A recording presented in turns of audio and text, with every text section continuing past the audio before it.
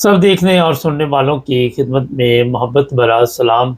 सबसे पहले तो उन लोगों का बहुत शुक्रिया जो प्रोग्रामों की तारीफ़ करते हैं। खान साहब के प्रोग्राम में भी बड़े अच्छे कमेंट्स होते हैं, क्योंकि खान साहब मुकम्मल तैयारी के साथ हर चीज़ जो है वो बयान करते हैं। ना जी, अमेरिका इस वक़्त आप सबके इल्म में है, वो चाहता है कि ग्रीनलैंड हो, ईरान हो, कोई भी मुल्क हो, वो मेरे कहने पे चले। रोज़ाना इस पे बात हो रही। खान साहब से पूछते हैं, खान साहब क्या अपडेट है? भाई साहब अपडेट देख रहे हैं। दुनिया के अंदर जो तीन चार मसले इस वक्त सारी दुनिया की तवज्जो जो है वो उन्हीं मामलात की तरफ है।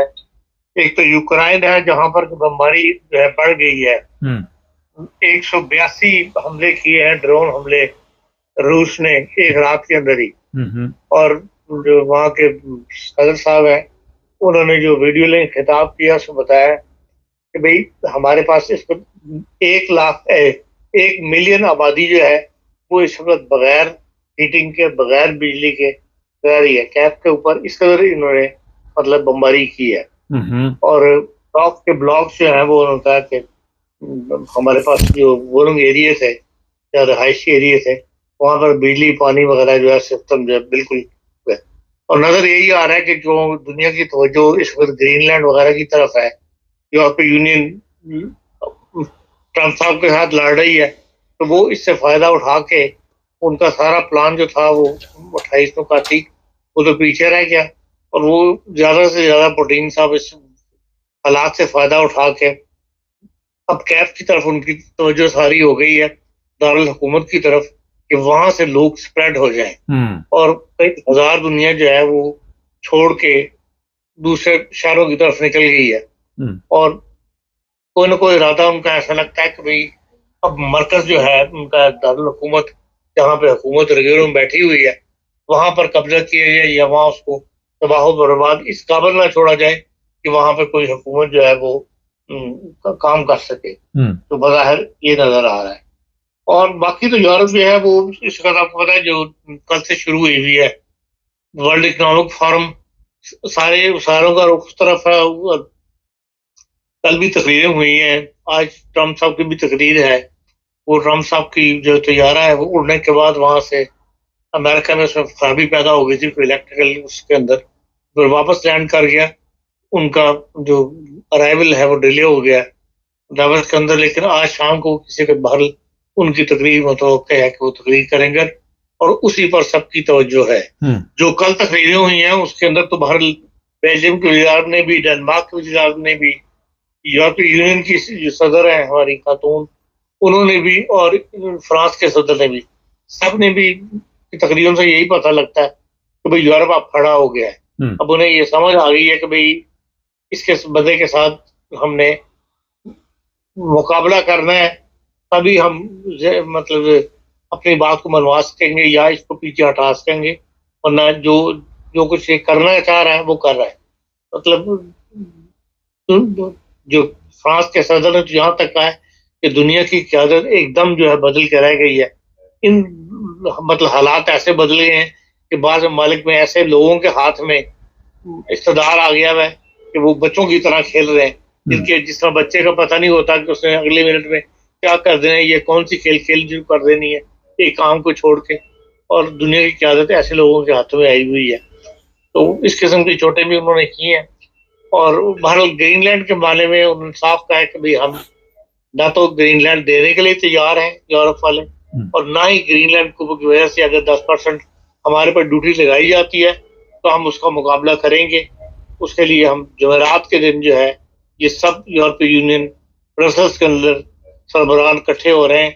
और आज की जो तकरीर होगी ट्रम्प साहब की उसका जवाब कह लें या उसके ऊपर अपना रद्द-ए-अमल जो है वो कल वहां पर डिस्कस करेंगे ब्रसल्स के अंदर।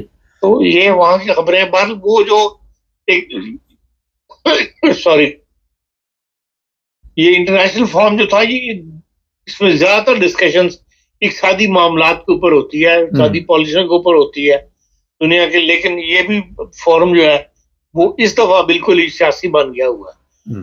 तो इसमें तकरीरें कम होती हैं और डिस्कशन ज्यादा होती हैं। मुख्तलिफ स्टेजों के ऊपर, मुख्तलिफ फॉर्म्स के ऊपर। लेकिन यहाँ कल से मुसलसल तकरीरें ही हो रही हैं, और वो जो इक़्तिसादी एजेंडा है दुनिया का, उसके ऊपर कोई बात नहीं कर रहा, और कोई मतलब उसकी कोई ऐसी खबरें शाया नहीं हो रही कि भाई जिससे पता लगे कि हाँ वो भी काम साथ हो रहा हो। बहरहाल कल से तो तकरीरों का सिलसिला चल रहा है, और सारा जो है वो सियासी तकरीरें हैं, या जो दुनिया के अंदर हालात में तब्दीली आ रही है, या जो अमेरिकन पॉलिसी में के अंदर बड़ी तब्दीली दुनिया को तंग कर रही है, उसके ऊपर ज्यादातर तकरीरें जो है वो हो रही हैं। आज जर्मन चांसलर की भी तकरीर है। जर्मन चांसलर ने आज रिक्वेस्ट की हुई है, लेकिन जर्मन खबरें यही बता रही हैं न्यूज के भाई अभी तक उनको कंफर्म नहीं की मुलाकात ट्रम्प साहब ने। अच्छा, चाइना के जो नुमाइंदे थे उन्होंने बड़ी अच्छी तकरीर की। उन्होंने ये कहा कि ये जो पाबंदियाँ लगाई जा रही हैं, टैक्स लगाए जा रहे हैं, तजारत को मुश्किल किया जा रहा है, इससे मसाइल जो हैं वो बढ़ते हैं, और इसके मेरा ख्याल उन्होंने कहा कि आसानी पैदा करें इसमें, ताकि जो तमाम ममालिक हैं तरक्की कर सकते हैं, वरना मुश्किलात आती हैं। काफ़ी लंबी तफसील से उन्होंने ये तकरीर की। क्यों खान साहब? देखिए, उन्होंने कोई नेगेटिव बात नहीं की इन मामले में कि भाई दुनिया में लड़ाई हो रही है, या फलाना ये कर रहा है, फलाना ऐसा क्यों कर रहा है। ये उन्होंने ये कहा कि भाई जिस दुनिया में हम ट्रेड के बगैर जिंदा नहीं रह सकते, और हर मुल्क को दूसरे मुल्क की जरूरत है। बिल्कुल, हर मुल्क हर चीज प्रोडक्ट नहीं कर रहा, और एक दूसरे को आगे बढ़ने के लिए जिंदगी के अंदर अब वक्त ऐसा है कि भाई हर एक दूसरे को मदद की जरूरत है, कम से कम ट्रेड के मामले में, तिजारत के मामले में। तो इसलिए बेहतर यही है कि दुनिया के अंदर हम जंगें खत्म करें, लड़ाइयाँ खत्म करें, और एक दूसरे के जो है जो भी ट्रेड के तिजारत के साथ या जो इक़्तिसादी पॉलिसीज हैं उनमें एक दूसरे की मदद करके वर्ल्ड को आगे लेके जाएं। जी। तो ज़्यादातर भी उन्होंने कोई ऐसी बातें नहीं की जिससे कहा जाए कि वो इस मौके से कोई फायदा उठाना चाहता है। जो भी उनकी पॉलिसी है वो अंडरग्राउंड ही काम करने वाले लोग हैं, और उस पर यकीन अपना रद्द-ए-अमल जो वो कर रहे होंगे। हाँ साहब, अमेरिका जिस तरह धमकियाँ दे रहा है जो मजहबी रहनुमा ईरान के, आप वो कहते हैं अगर उसके ऊपर कोई हमला हुआ मजहबी रहनुमा के ऊपर तो उसके नताइज बड़े संगीन हो गए। पहले तो हम बर्दाश्त करते थे, और मुसलमान जो है उनके ऊपर हमला समझा जाएगा। ये तो बयानात है, लेकिन मुसलमानों को तो इससे कोई खास दिलचस्पी नहीं सिवाय ईरान के, कि है दिलचस्पी किसी और मुल्क को भी? देखिए, मुसलमानों को ना दिलचस्पी हो, लेकिन ईरानी जो है वो अपने मुल्क के लिए, देखिए ईरान की बड़ी पुरानी हिस्ट्री है, एक तारीख है। वो आज मतलब दुनिया को उन्होंने बावर करवा दिया। आज अखबारात में इस चीज का जिक्र मौजूद है कि भाई ईरान के ऊपर जिस किस्म का इन्होंने हमला किया था, इन्हें कामयाबी नहीं मिली अमेरिका को, और इन्होंने हारने की कोशिश की थी ईरानी अवाम को। लेकिन जब दुनिया को ये समझ आई, ये यकीनी बात है कि वहां पर जो हालात खराब है इक़्तिसादी मुल्क के, उसकी वजह से लोग तंग थे, और उन्होंने उसका रद्द-ए-अमल शो किया। इन्होंने यूरोपीय मगरबी दुनिया ने तो नहीं, लेकिन अमेरिका ने, मगरबी दुनिया खामोश रही है, लेकिन जो अमेरिका है उसने उन हालात से फायदा उठाने की कोशिश की और लोगों को भड़काया है, और कोशिश की है कि वहां पर इनकलाब आ जाए या नई हुकूमत बन जाए। लेकिन जो ही अवाम ने समझा कि अमेरिका हमें इस्तेमाल करने लगा है, लोग पीछे हट गए, और उसके जो मजहबी हुकूमत है उसका साथ दे रहे हैं, खड़े हो गए कि हाँ हम इस वक्त कोई मुल्क में ऐसी तब्दीली नहीं चाहते जिससे जो है भाई मुल्क के अंदर बदअमनी के हालात पैदा हों, या किसी के कहने पर हमारी जो है मुल्क के अंदर जो है तब्दीली पैदा जाए। जो भी हम तब्दीली लेकर आएंगे, हम खुद अपनी तब्दीली जो है वो लेकर आएंगे। एक और अल्बानिया के अंदर पता लगा है, पासदार समथिंग नाम के साथ, तो 5,000 आदमी वो ईरानियों का जो है वहां पर उनको भी जो है ट्रेन किया जा रहा है कि उनको भी ईरान के अंदर दाखिल किया जाए, पहुंचाया जाए। तो इस किस्म की बात, जो लोग चाहते हैं ईरान के अंदर तब्दीली, वो अपनी कोशिशें कर रहे हैं, लेकिन अवाम जो है वो उन्होंने यही साबित किया कि भाई हम बहरहाल नेशनलिज्म जो है अपनी ईरानी कौम, उसका फ्यूचर या एज ए कौम हमें डिवाइड करने की जो कोशिश की जा रही है, उसमें हम कामयाब किसी को नहीं होने देंगे। खान साहब, पाकिस्तान चलते हैं, असम्बली में बड़ी तकरीर, शेर ख्वाजा आसफ लगा हुआ था, आबद शेर अली, कोई कहीं पे वो कहते हैं जी ऑपरेशन आप रोक के दिखाएं, जो वहाँ पे खैबर पख्तूनख्वा से जिदबाजी पे एक दूसरे को धमकियाँ दे रहे। ये ऑपरेशन हो रहा है वैसे, कोई उसमें कोई फर्क पड़ रहा है वहाँ? देखें, ऑपरेशन जो है वो दहशतगर्दों के खिलाफ हो रही है, या जो उनके जो सहूलतकार है उनके खिलाफ बहरहाल एक ऑपरेशन जारी है, जिसके अंदर पुलिस वाले भी इन्वॉल्व हैं और अपनी जो है एस्टेब्लिशमेंट वो भी काम कर रही है।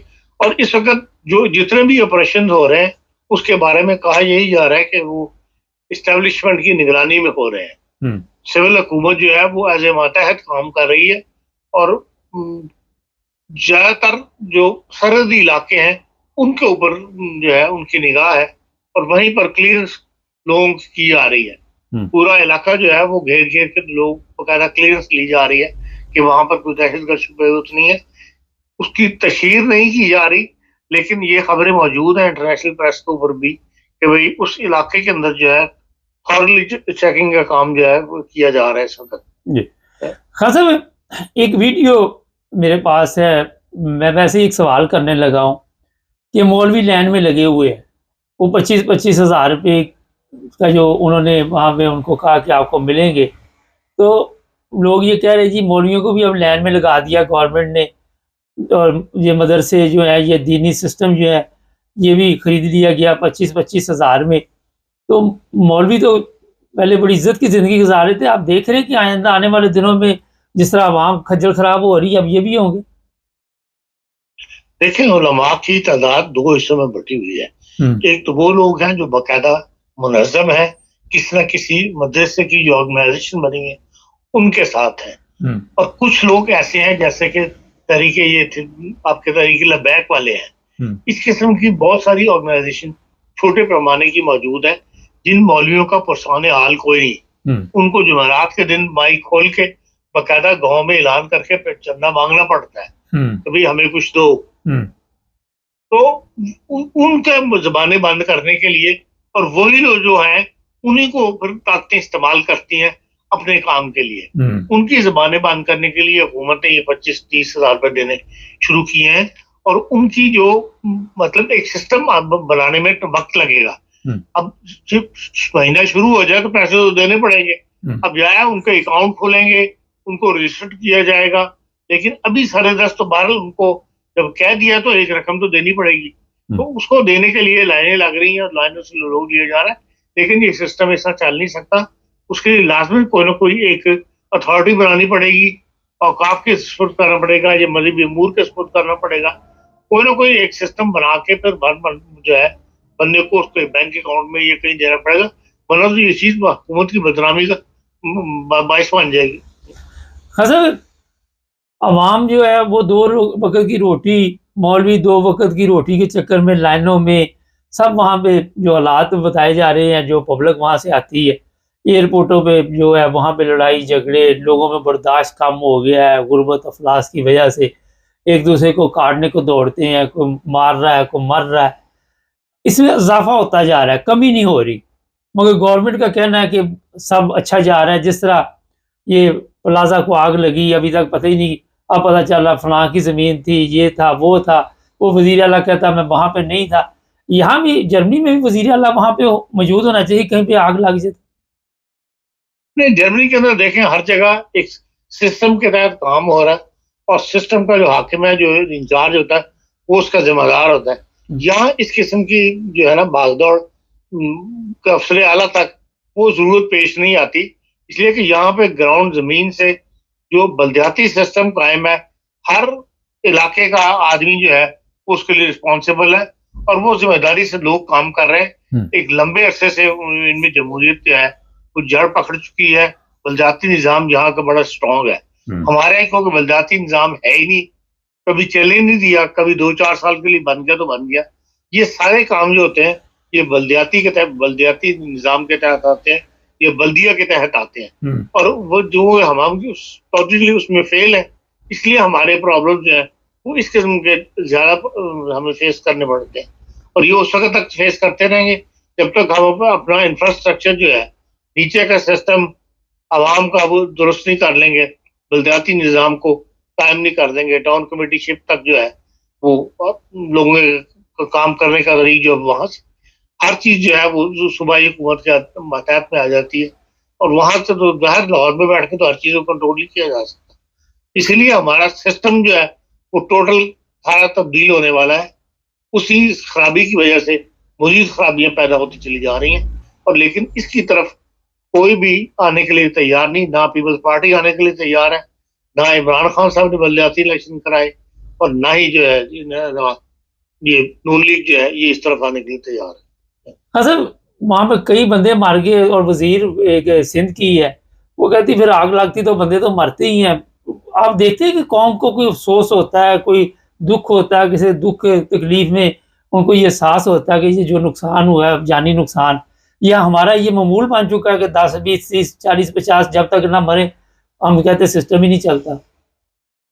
देखिए, हर वाक़े के बाद एक कुदरती तौर पे इंसान को अफसोस तो होता है, लेकिन हमारे यहाँ उससे या तो हम सबक सीखें या तो उठ खड़े हों कि यार इतना बड़ा नुकसान हो गया, ये इस किस्म का नुकसान दोबारा नहीं होना चाहिए किसी भी फील्ड के अंदर। ये तो कैफियत हमने नहीं देखी। एक वक्ती जोश अफसोस की बाजार करते हैं, एक दो दिन, उसके बाद फिर वही काम चल पड़ते हैं।